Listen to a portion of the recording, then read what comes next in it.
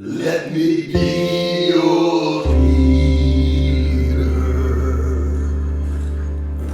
So we're here in Chongqing for the weekend, which, if you're following along with our blog at all, we are moving here in September, but we're just here for fun. And I'm noticing Chongqing is a really intimidating city. It's not the people. I mean, the people are as friendly as Luzhou. If we look lost, people step in or want to say hi to Americans. But there's just something about it. Like, we got lost 700 times in 2 days. But that's like an exciting challenge that only makes me all the more eager to move on in. I mean, there's something about the landscape, the fact that it's a peninsula surrounded by rivers that's like very reminiscent of Manhattan, which is comforting. And then just the sheer density. A lot of Chinese cities like just spread out, and Chongqing is also very spread out, but it's also very tall and very like, it feels like there's something happening in every single corner, which is very exciting. And that density is a little hard to navigate. Several times Peter has referred to us as yokels as we stand around looking at a map on my phone, trying to get a DD to take us anywhere. I mean, that's the thing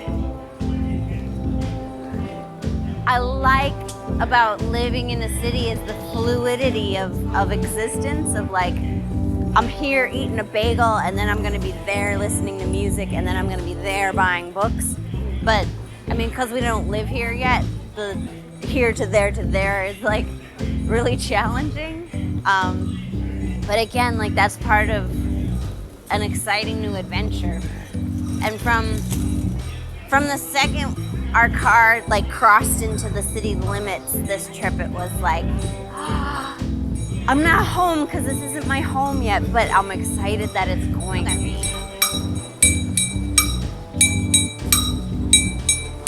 And I mean, we like it because it's New Yorky and cosmopolitan, but also because it's Chongqing-y. And there's still like, it still has its own character, and it still has its own like Chinese traditional feel. And you've got the, you know, the candy sellers with their little ding ding dong, and the guys with the bang bang sticks carrying stuff around, and it just like, it's got character, man, and I like it. One of the things I really enjoy about Chongqing is, I mean, it is massive. I think it's 34 million people. We're gonna keep repeating that number forever. But it's also, because of its density, very walkable. Like, you can go to a neighborhood and just hang out, which again is like different from other Chinese cities like Chengdu. To get down the block takes 20 minutes, and there's not other things on the way. But, you know, there's always something happening in Chongqing, which is really cool. It's really cool. We've been coming to Chongqing to visit for years. And this trip in particular, we ended up in a lot of places we're like, we've never seen this before. Even this neighborhood is not far from the hotel that we always stay in. Like, it's a 5-minute walk from where we've stayed many times. And I only found it because I was looking for a Starbucks on my phone. And then I was like, this is way more interesting than Starbucks. And so I love exploring cities. When people talk about like traveling, I feel like there's countryside hiking people, and there's like city hangout people, and I'm definitely a city hangout person. And part of that is, I don't know, I'm allergic to all that pollen, but a flower's a flower. I love urban exploration, and I won't apologize for it.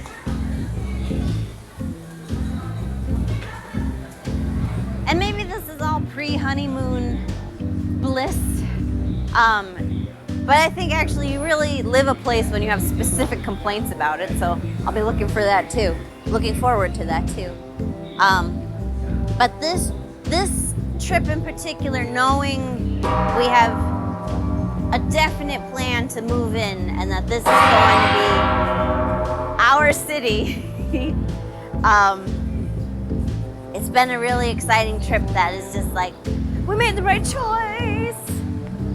We'll always love Luzhou, but